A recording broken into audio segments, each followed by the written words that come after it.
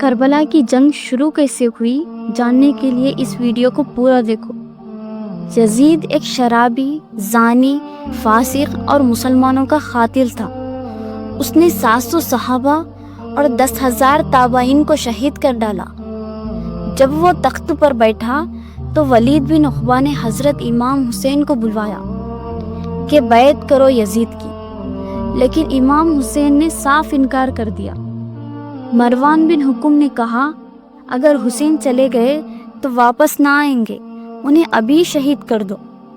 یہ سن کر امام حسین نے تلوار نکالی اور فرمایا میں علی کا بیٹا ہوں، نہ میں کسی ظالم سے ڈرتا ہوں نہ کسی فاسق کی بیعت قبول کرتا ہوں، یزید جیسے فاجر کی بیعت ہرگز نہیں۔